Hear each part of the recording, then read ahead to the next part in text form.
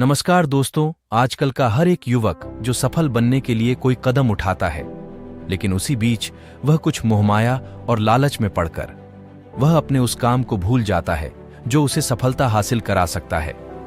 तो चलिए आज की इस वीडियो में आपको एक कहानी के माध्यम से बताऊंगा कि जीवन में हर एक मोहमाया को छोड़कर अपने काम पर फोकस कैसे किया जाता है। पुराने समय में एक राजा की कोई संतान नहीं थी। जब वह बूढ़ा हो गया तो इस बात की चिंता होने लगी कि मेरे बाद इस राज्य को कौन संभालेगा।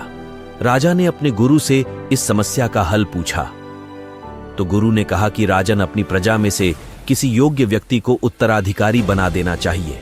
ये बात राजा को समझ आ गई। उसने अपने मंत्री से कहा कि प्रजा के बीच ये घोषणा करवा दें कि कल जो भी व्यक्ति सूर्यास्त से पहले मुझसे मिलने राजमहल तक आ जाएगा उसे इस राज्य का उत्तराधिकारी घोषित किया जाएगा। ये बात सुनकर मंत्री ने कहा कि महाराज, ये तो बहुत ही आसान है, पूरी प्रजा ही राजा बनने के लिए यहाँ पहुंच जाएगी। राजा ने कहा कि ऐसा नहीं होगा, मुझ तक सिर्फ योग्य व्यक्ति ही पहुंचेगा। आप घोषणा करवा दीजिए। मंत्री ने राजा की आज्ञा का पालन किया और प्रजा तक संदेश पहुंचा दिया। अगले दिन बड़ी संख्या में लोग उत्तराधिकारी बनने के लिए राजमहल की ओर निकल पड़े। महल के बाहर राजा ने एक बड़े मेले का आयोजन किया था। मेले में शराब थी, नाच गाना हो रहा था, तरह तरह के स्वादिष्ट पकवान थे, कई तरह के खेल वहां हो रहे थे। पूरी प्रजा उस मेले में ही उलझ गई।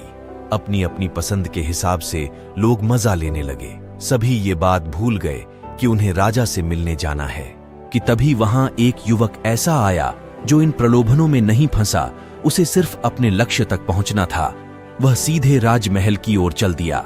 मुख्य द्वार पर 2 पहरेदार खड़े थे। उन्होंने युवक को रोका, लेकिन वह किसी तरह उनसे बचकर राजमहल में प्रवेश कर गया। अंदर पहुंचते ही उसे राजा मंत्री मिल गए। राजा ने उस युवक को राज्य का उत्तराधिकारी नियुक्त कर दिया।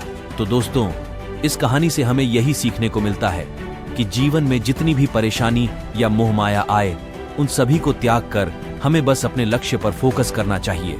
तो दोस्तों, इस स्टोरी के लिए एक लाइक तो बनता है। तो चलिए मिलते हैं नेक्स्ट मोटिवेशनल स्टोरी के साथ। All the best, take care.